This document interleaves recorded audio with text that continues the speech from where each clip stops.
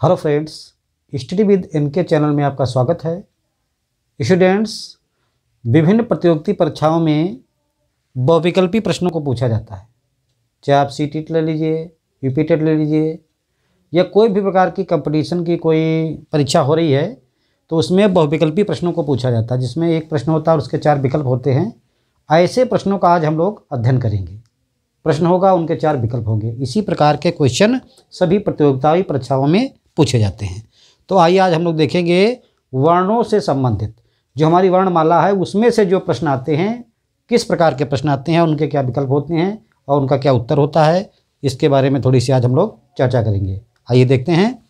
देखिए, यहाँ पर पहला प्रश्न जो दिया हुआ है, पहला प्रश्न है का वर्ण का उच्चारण स्थान क्या है। सभी स्वरों और सभी व्यंजनों का मुख से एक उच्चारण स्थान होता है, वो वर्ण में आपको याद करना होगा और उसमें आप 4 विकल्प दिए गए हैं, मूर्धा, ताल, कंठ, ओष्ठ। तो का वर्ण जो है इसका उच्चारण स्थान क्या है। तो स्टूडेंट्स, आपको बताया है हमने अपनी कक्षा में कि का वर्ग का जितना वर्ण है, क, ख, ग, घ, अंगा, इन सभी 5 वर्णों का उच्चारण स्थान कंठ है। कंठ, क, ख, ग, घ, अंगा, इनका उच्चारण स्थान कंठ है। तो देखिए, यहाँ पर पहला विकल्प दिया है मूर्धा, नहीं है। दूसरा तालु, ये भी नहीं है। तीसरा दिया है कंठ। तो का उच्चारण स्थान है कंठ। तो आपका ये तीसरा विकल्प सही है, कंठ। का उच्चारण स्थान कंठ है। और ओष्ठ, ये भी नहीं है। तो आपको उत्तर मिल गया, का उच्चारण स्थान कंठ है। अब इसी में देख लीजिए, जैसे ओठ से बोले जाने वाले जो होते हैं, पा, फा, बा, भा, मा, ये ओठ से बोले जाते हैं, इनका उच्चारण स्थान ओठ है। और तालु, चा, छ, ज, झ, या, तालु है, इनका उच्चारण स्थान। और मूर्धा का उच्चारण, मूर्धा से कौन से अक्षर बोले जाते हैं, जैसे ट, ठ, ड, ढ, अड़ा, मूर्धा से बोले जाते हैं। तो कंठ से बोलने जाने वाले वर्ण वो हैं का वर्ग के सभी वर्ण। तो पहला प्रश्न था कि का वर्ण का उच्चारण स्थान क्या है, तो है कंठ। दूसरा प्रश्न है अर्धस्वर किन वर्णों को कहते हैं। अर्धस्वर, देखिए 11 स्वर होते हैं, ये सभी जानते हैं, लेकिन अर्धस्वर किसमें है। अर्धस्वर व्यंजन की तरफ है, जो आधा स्वर भी मालूम पड़ता है, वो उसको उच्चारण करने में स्वर जैसी आवाज़ होती है। तो देखिए, प, फ नहीं, स्पर्शी व्यंजन है। च, छ स्पर्श संघर्षी व्यंजन है। का, खा ये भी स्पर्श व्यंजन है। या और वाह ये अर्धस्वर हैं, ये अंतस्थ व्यंजन हैं। या, रा, ला, वा, या, रा, ला, वा, ये अंतस्थ व्यंजन है। अंतस्थ व्यंजन है। इसमें से या और वा, इसको कहा जाता है अर्धस्वर। तो इस प्रश्न का उत्तर हो गया या और वा। तो या और वा वर्ण को अर्धस्वर कहा जाता है। अगला प्रश्न, निम्न में लुंठित वर्ण कौन सा है। विकल्प हैं ला, पा, रा, का।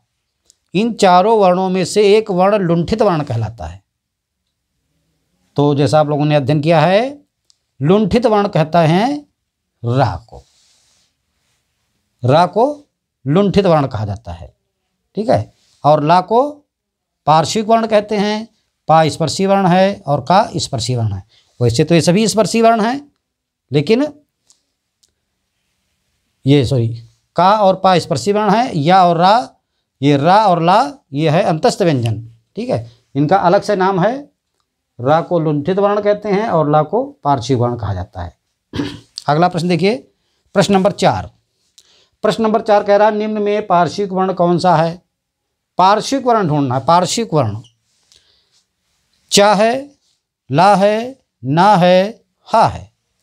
पार्श्विक वर्ण वो वर्ण था जिसको बोलने में जीभ के दोनों किनारों से ध्वनि निकलती थी, आवाज़ हवा निकलती थी।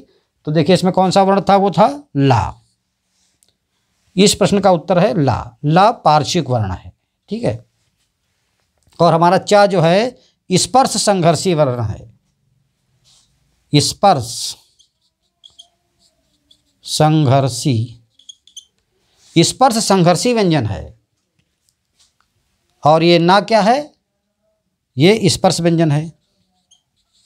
और हा को काकल्य वर्ण कहा जाता है, काकल्य वर्ण, हा को काकल्य वर्ण कहा जाता है। चा को स्पर्शी संघर्षी व्यंजन कहा जाता है, ला को पार्श्विक व्यंजन कहते हैं, ना को स्पर्श व्यंजन कहते हैं, और हा को काकल्य व्यंजन या काकल्य वर्ण कहा जाता है। अगला प्रश्न है, स्पर्श व्यंजनों की संख्या कितनी होती है? तो स्टूडेंट्स आपने पढ़ा है, बताया भी हमने हमें कक्षा में, और आप सब लोग जानते हैं विकल्प कौन कौन से हैं, 15, 30, 25, 11।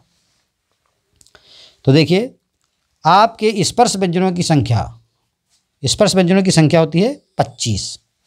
का से लगा करके, का से लगा करके माँ तक, का से लगा करके माँ तक जितने व्यंजन आते हैं वो स्पर्श व्यंजन कहलाते हैं। तो संख्या कितनी होती है, 25। सब में 5 5 होते हैं, 5 वर्ग होते हैं, 5 25 25 होते हैं, और 11 तो आपके स्वर होते हैं। तो इसमें उत्तर हो गया 25। अगले क्वेश्चन की तरफ चलते हैं। निम्न में मूल स्वर कौन सा वर्ण है? मूल स्वर, स्वर आप जानते हैं आ से लगा करके औ तक जो वर्ण आते हैं वो स्वर कहलाते हैं, लेकिन मूल स्वर कौन सा है? का है, आ है, ए है, आ है। 4 विकल्प दिए हैं, इसमें से का, आ, ए, आ कौन सा मूल स्वर है? तो स्टूडेंट्स आप जानते हैं स्वरों की संख्या 11 है, उसमें एक मूल स्वर हैं 4। कौन कौन से हैं? आ, ई, उ और री। आ, ई, उ और री, ये 4 मूल स्वर हैं। इन्हीं के द्वारा सारे स्वरों को निर्माण हुआ है। इन्हीं को उनको मूल स्वर या ह्रास स्वर भी कहते हैं। तो इसमें देखिए आ है, ये आपके विकल्प में देखिए, ये देखिए आ, जिसको हम लोग छोटा कहते थे, ये है मूल स्वर।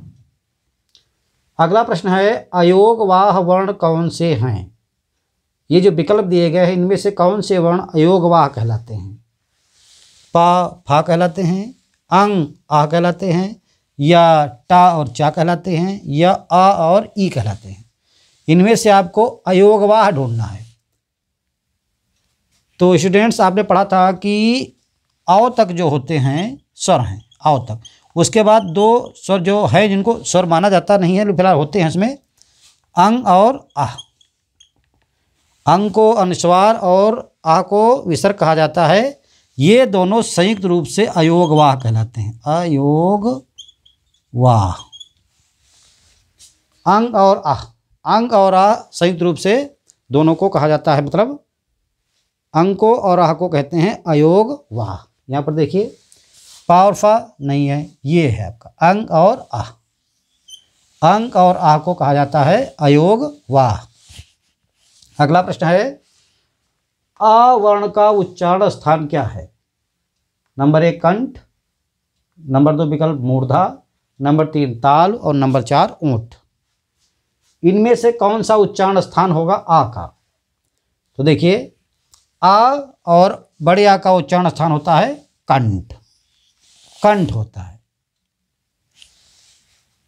कंठ। और इसका री का उच्चारण स्थान होता है मूर्धा। री का उच्चारण स्थान होता है मूर्धा, और ताल ई और बड़ी ई का होता है ताल, ठीक है।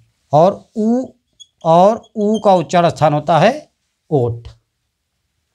तो कंठ किसका उच्चारण स्थान है? आ का उच्चारण स्थान है कंठ। अगला प्रश्न, ऊ तथा ऊ, देखिए ऊ और ऊ का उच्चारण स्थान क्या है? छोटा ऊ और बड़ा ऊ इसको बोला जाता है। इनका उच्चारण स्थान क्या है? ओष्ठ है, तालु है, मूर्धा है, कंठ है। तो देखिए आप ऊ और ऊ कैसे बोलते हैं? ओठ से बोलते हैं, इसलिए इसका उच्चारण स्थान है ओष्ठ। ताल और मूर्धा कंठ नहीं है, ओष्ठ है। उ और ऊ का उच्चारण स्थान है ओष्ठ। अंग वर्ण को क्या कहा जाता है? जो ये अंग वर्ण आता है स्वर में, आखिरी में लिखते हैं अंग और आह, तो इसमें जो अंग आता है इस वर्ण को कहा क्या जाता है? अनुस्वार कहा जाता है, विसर्ग कहा जाता है, ऊष्म कहा जाता है, स्पर्शी कहा जाता है। तो स्टूडेंट्स, अंग वर्ण को अनुस्वार कहा जाता है, अनुस्वार वर्ण। और आह को कहा जाता है, आह को कहा जाता है विसर्ग। और ऊष्म व्यंजन तो आप जानते ही हैं, शा, खा, शा, हा, ये ऊष्म व्यंजन है। और स्पर्शी व्यंजन कौन होते हैं? का से लगा करके माँ तक जितने वर्ण होते हैं वो होते हैं स्पर्शी व्यंजन। अगला प्रश्न है, मध्य स्वर किसे कहा जाता है? मध्य स्वर किसे कहा जाता है? देखिए इसमें अ, ई और ओ। तो मध्य स्वर स्टूडेंट्स अ को कहा जाता है, जो छोटा आ होता है इसको कहा जाता है मध्य स्वर। ये कहला है मध्य स्वर। मतलब जीभ्या के आधार पर अग्र स्वर, मध्य स्वर और पश्च स्वर, तीन भागों में बांटा गया है स्वर को। जीभ्या पर कैसे बोले जाते हैं? आगे से, बीच से और पीछे से। तो ये मध्य स्वर केवल अकेला है अ। तो आइए फ्रेंड्स, अगला क्वेश्चन देखते हैं। निम्न में कौन सा आगत व्यंजन है? निम्न विकल्पों में कौन सा आगत व्यंजन है? आगत व्यंजन का मतलब है जो व्यंजन किसी दूसरी भाषा में लिए गए हैं, वो हिंदी में किसी अन्य भाषा से आए हुए हैं, उनको आगत व्यंजन कहा जाता है। तो देखिए, क्या पा है, फा है, ना है, टा है। तो देखिए, एक फा होता है जो आपके स्पर्श व्यंजन पे फा आता है, और एक फा जिसके नीचे एक नुक्ता लगा होता है। ये वाला व्यंजन जो है आगत व्यंजन है। फा, गले से आवाज आती है फा। ये फा जो है आपका विकल्प सही है, फा, ये आगत व्यंजन है। अगला प्रश्न है, निम्न में कौन सा वर्ण उच्छिप्त व्यंजन है? निम्नलिखित विकल्पों में से कौन सा वर्ण उच्छिप्त व्यंजन है? नंबर 1 ड, नंबर 2 हा, 3 ढ और चा। तो देखिए, उच्छिप्त व्यंजन ये वाला है नंबर 3 ढ। जैसे डा और ढा, डमरू और ढक्कन वाले होते हैं, इन्हीं की जगह बूंदी रख दी जाती है तो डा और ढा बन जाते हैं। तो ये जो ढा है ये है उच्छिप्त व्यंजन। अगला प्रश्न देखिए, स्पर्श संघर्षी व्यंजन कौन सा है? स्पर्श संघर्षी व्यंजन, तो जो व्यंजन च, छ, जा, झा, च, छ, जा, झा, ये चार जो व्यंजन, और च, छ, जा, झा, ये चार व्यंजन जो हैं ये स्पर्श संघर्षी व्यंजन कहलाते हैं। देखिए, इसमें कोई विकल्प है? पहला विकल्प है छ, दूसरा ता, तीसरा पा और चौथा का। यहाँ पर देखिए जी, इसमें छ व्यंजन है, ये स्पर्श संघर्षी व्यंजन है। अगला प्रश्न है, काकल्य वर्ण कौन सा है? न, ह, च और ता, इनमें से काकल्य वर्ण कौन सा है? तो इसमें से काकल्य वर्ण जो है हा को कहते हैं काकल्य वर्ण। अगला प्रश्न है, ऊष्म व्यंजन कौन सा है? ऊष्म व्यंजन वही होते हैं जिनको बोलने में शरीर से ऊष्मा निकलती, गर्म हवा निकलती है। तो ऊष्म व्यंजन आप लोग देखते हैं, आपने याद किया था श, ख, श, हा, ये ऊष्म व्यंजन है। अब देखिए विकल्प में कोई है? पहला श, हाँ ये भी है, दूसरा सा ये भी है, तीसरा हा ये भी है। इसका मतलब इसमें ये सभी हैं, सभी वाला विकल्प सही है, ये तीनों ऊष्म व्यंजन हैं। आगत व्यंजन किस भाषा से लिए गए हैं? तो जो आगत व्यंजन हैं वो आपके किस भाषा से लिए गए? आगत व्यंजन आपके कौन है? ज और फा, ज के नीचे नुक्ता लगा हुआ है, ज और फा, ये दोनों आगत व्यंजन हैं और ये दोनों फारसी भाषा से लिए गए हैं। कौन सी भाषा से? फारसी भाषा से। विकल्प क्या था? तुर्की, अंग्रेजी, संस्कृत, फारसी। तो आगत व्यंजन जो है वो फारसी भाषा से लिए गए हैं। जा और फा आगत व्यंजन है, इनको फारसी भाषा से हिंदी में शामिल किया गया है। तो स्टूडेंट्स, अगला क्वेश्चन देखिए, अघोष वर्ण कौन सा है? अघोष, तो आप लोगों ने वर्ण में घोष, अघोष, अल्पप्राण और महाप्राण कक्षा में पढ़े हैं, तो जरा एक बार देख लीजिए समरी इधर। अघोष, घोष, अल्पप्राण और महाप्राण।